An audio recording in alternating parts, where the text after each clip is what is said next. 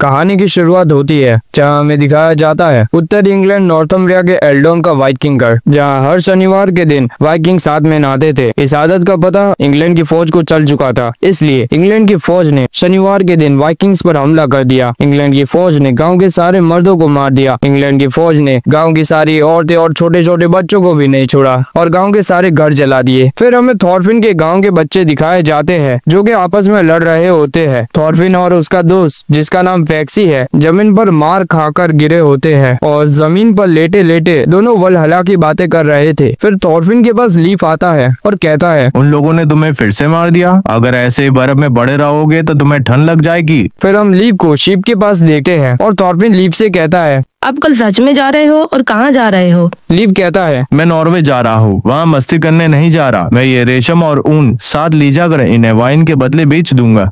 फिर थॉरफिन कहता है, वाह, ये तो बड़ी अच्छी बात है, तो मैं भी आपके साथ चलूंगा। फिर लीफ कहता है, नहीं, तुम अभी बहुत छोटे हो। थॉरफिन कहता है, अब इतने अड़ियल क्यों है? लीफ कहता है, मुझे इस साल के आखिर तक वाइन चाहिए ताकि मैं जीसस का जन्म मेरे देश के लोगों के साथ बना सकूं। थॉरफिन कहता है, मेरे पिताजी को भी मांस काफी पसंद है, अब उनसे ले लीजिए। लीफ कहता है, नहीं, मुझे सिर्फ वाइन ही चाहिए। फिर लीफ समुद्र की तरफ देखता है और थॉरफिन से कहता है, थॉरफिन, क्या तुम मेरा एक संदेश तुम्हारे पिताजी को दे सकते हो? एक लड़ाई का जहाज गांव की तरफ आ रहा है। फिर थॉरफिन भागकर अपने पिताजी के पास जाता है और कहता है, पिताजी, एक लड़ाई का जहाज समुद्र के तट पर आया है और वो काफी बड़ा है। फिर थॉरफिन और थॉर्स जहाज के पास आते हैं। थॉर्स जोर से चिल्लाकर कहता है, जॉम्स वाइकिंग, मैं यहाँ पर हूँ। ये सुनकर सारे जॉम्स वाइकिंग थॉर्स के सामने झुक जाते हैं। वाइकिंग में से एक वाइकिंग जिसका नाम फ्लॉकी है थॉर्स से कहता है, थॉर्स, मैंने तुम्हें आखिरी बार नॉर्वे की लड़ाई में देखा था और मैंने ये सोचा नहीं था कि तुम यहाँ आकर छुप जाओगे। फिर थॉर्स कहता है, तुम यहाँ क्यों आए हो वो बताओ फ्लॉकी।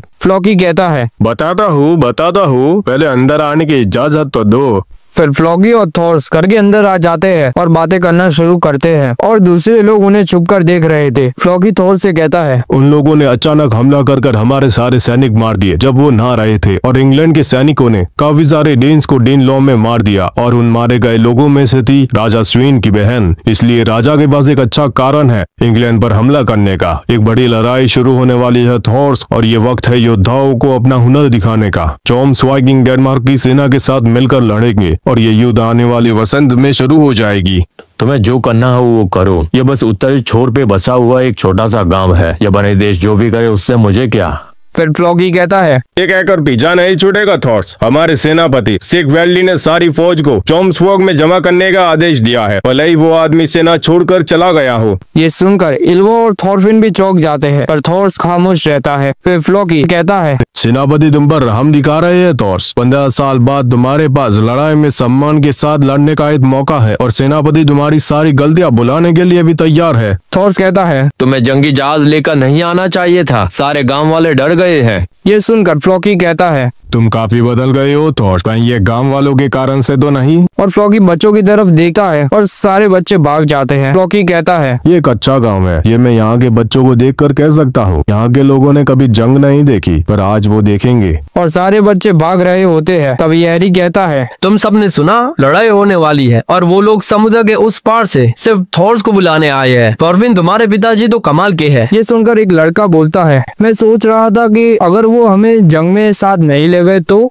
और एक दूसरा लड़का बोलता है, तुम्हारा तो कोई चांस ही नहीं बनता क्योंकि तुम बहुत कमजोर हो। और दोनों लड़के आपस में बहस करना शुरू कर देते हैं पर हैरी उन दोनों को चुप करा कर कहता है, तुम में से किसी ने अभी तक किसी की भी जान ली है? नहीं ना, तुम वहाँ तभी जा सकते हो जब तुमने लड़ाई की हो। ये कहते ही हैरी एक वाइकिंग से टकरा जाता है और वाइकिंग हैरी को गुस्से से देखता है और हैरी डर जाता है। फिर फ्लॉकी कहता है, मैं यहाँ सिर्फ दूत बनकर नहीं आया हूँ। अगर तुम इस युद्ध में लड़ाई करने से मना कर देते हो तो मैं अपने सेनापति का हुक्म नहीं पूरा कर पाऊंगा और हमारे सेनापति की इज्जत पर दाग लग जाएगा। इसलिए मैं खाली हाथ बिल्कुल नहीं लौट सकता। तुम समझ गए होगे ना थॉर्स। लीफ बच्चों को बताता है, जॉम्स वाइकिंग, ये वो फौज है जिसका बेस विनलैंड के शहर जॉम्सफोर्ग में है। मुझे भी नहीं पता था कि थॉर्स कभी जॉम्स वाइकिंग था और ये जॉम्स वाइकिंग उत्तरी समुद्र की सबसे ताकतवर फौज है। तभी वहाँ फ्लॉकी आता है और उसकी सारी फौज को वापस जहाज पे जाने का आदेश देता है। फ्लॉकी वापस जाने से पहले सारे गांव वालों को कहता है, गांव वालों, महाशक्तिशाली थॉर्स को कहना कि वो हमारी फौज में शामिल हो जाए और हमारे सेनापति ने कहा है कि थॉर्स को एक लड़ाई का बड़ा और शानदार जहाज दिया जाएगा। अगर तुम तुम ये सब चाहते हो तो तुम थॉर्स के साथी बन जाओ और जोम्सफॉर्ग चले आना। तो अब मैं चलता हूँ, थॉर्स, लड़ाई के मैदान में मुलाकात होगी। ये सुनकर गांव वाले बहुत ज्यादा खुश हो जाते हैं, पर थॉर्स काफी उदास खड़ा होता है। सारे गांव वाले जश्न मनाते हैं, पर थॉर्स वहाँ से उदास होकर चला जाता है। फिर रात हो जाती है और लीफ थॉर्स से पूछता है, लगता है तुम मना नहीं कह पाए थॉर्स। फिर थॉर्स कहता है, मैंने पूरे गांव को इसमें घसीट दिया। बहुत साल पहले मैं मार कर ही कमाया करता था, पर एक दिन मुझे लड़ाई से नफरत हो गई। मुझे किसी को मारने का मन नहीं करता था, ना ही मरने का, इसलिए मैं जंग से भाग गया। मैंने ये सोचा था कि उन्हें ये लगेगा कि मैं लड़ाई में मारा गया, पर मैं गलत था। लीफ कहता है, तुम फिर से भाग सकते हो। फिर थॉर्स कहता है, अगर मैं फिर से भाग गया तो मेरी जगह इन गांव वालों को सजा मिलेगी, और ऐसे भागने वालों को जॉम्स वाइकिंग कभी भी माफ नहीं करते। लगता है अब वक्त आ गया है जो मैंने किया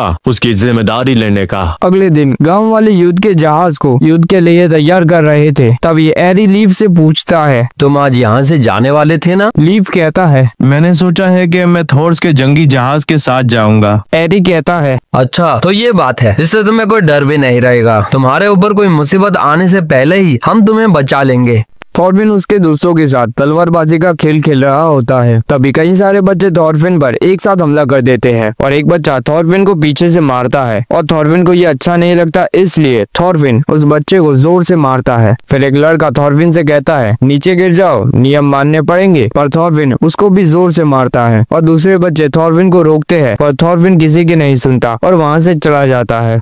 थॉर्स गांव वालों के साथ मिलकर जहाज ठीक कर रहा होता है। फिर एक आदमी आता है और थॉर्स से कहता है, थॉर्स, क्या तुम इस बच्चे का हाथ ठीक कर सकते हो? थॉर्स बच्चे के हाथ पर मरहम पट्टी करता है और कहता है, हाथ की हड्डी टूट गई है, लगता है किसी ने बहुत तेज मार दिया। और दूसरे बच्चे थॉर्स से कहते हैं, ये सब थॉरफिन ने किया है, अब से हम उसके साथ नहीं खेलेंगे। और थॉर्स सारे बच्चों से माफी मांगता है। एरी तलवार दिखाते हुए अपने पिताजी से कहता है, पिताजी आप सच में मुझे ये सब दे रहे हो? एरी के पिताजी कहते हैं, ये सब तुम्हारे दादाजी का था और अपनी पूरी ताकत लगाकर लड़ना। फिर एरी के सारे दोस्त अपने नए हथियार पहनकर वहां आ जाते हैं और ये सब थॉरफिन दूर से देख रहा होता है। एरी के सारे दोस्तों के पास नए हथियार देखकर थॉरफिन को अपने हथियार बेकार लगने लगते हैं। थॉरफिन अपने घर आकर हथियार फेंक देता है और दूसरे कमरे में भाग जाता है। फिर इल्वा डांटते हुए थॉरफिन से कहती है, ये सब जमीन पर मत फेंको, तुमने सुना ना, मैं ये सब बाहर फेंक दूंगी अगर तुमने ये सब नहीं उठाया तो। थॉरफिन कहता है, फेंक दो, मुझे नहीं चाहिए। इल्वा थॉरफिन के पास आती है और कहती है, तुम यहाँ पर क्या ढूंढ रहे हो? थॉरफिन कहता है, मैं हथियार ढूंढ रहा हूँ, मुझे हथियार चाहिए।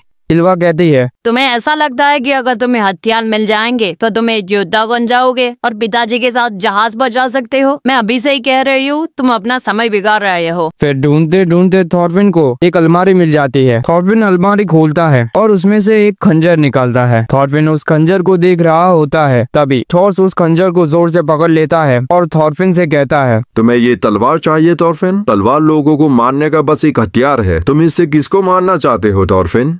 थॉरफिन कहता है, दुश्मनों को। थॉर्स कहता है, कौन है तुम्हारा दुश्मन? थॉरफिन कहता है, जैसे कि वो हेल्फ्टन। थॉर्स नीचे बैठता है और कहता है, ध्यान से सुनो थॉरफिन, तुम्हारा कोई दुश्मन नहीं है, किसी का कोई दुश्मन नहीं है, ऐसा कोई नहीं है जिसे चोट पहुंचाई जाए। थॉरफिन कहता है, पिताजी आप गलत हो, आप खुद कल जंग के लिए जा रहे हो और आप वहां जाकर दुश्मनों को मारोगे, मैं अब कोई छोटा बच्चा नहीं हूँ। ये कहकर थॉरफिन घर से भाग जाता है। थॉर्स थॉरफिन को रोकने घर के बाहर जाता है, पर तब तक थॉरफिन काफी दूर भाग चुका था। हेल्गा थॉर्स के पास आती है और थॉर्स के हाथ पर कपड़ा बांध देती है। थॉर्स हेल्गा से कहता है, तुम थॉरफिन का ध्यान रखना। अगले दिन लीफ समुद्र की तरफ देखते हुए कहता है, पश्चिम से उत्तर पश्चिम की तरफ हल्की हवा चल रही है और लहरें भी शांत है। आज सुबह ईश्वर का साथ मिल रहा है, निकलने के लिए ये अच्छी सुबह है। फिर हमें कुछ लोग दिखाए जाते हैं जो कि एक ईसाई पादरी पर कुल्हाड़ी से निशाना लगा रहे होते हैं। एक आदमी कुल्हाड़ी फेंकता है पर पादरी बच जाता है और दूसरा आदमी कुल्हाड़ी फेंकता है और निशाना लग जाता है। फिर एक आदमी वो जॉम्स वाइकिंग को दारू के लिए पूछता है पर जॉम्स वाइकिंग कुछ नहीं कहते। फिर फ्लॉकी एस्कलार्ड से कहता है, तुम्हारे लोगों में जरा भी तमीज नहीं है, सुना एस्कलार्ड? ईसाइयों से हमें सख्त नफरत है, समझ गए ना फ्लॉकी? खैर छोड़ो, जरा काम की बात करते हैं। मैं और मेरे लोग कब तक इंतजार करेंगे? और वैसे सौदे में कोई बदलाव किया है या नहीं? कोई बड़ा बदलाव नहीं किया। तुम्हें 2.25 किलो सोना मिल जाएगा और उनका जहाज और सामान भी तुम रख लेना, बस तुम थॉर्स को मार देना।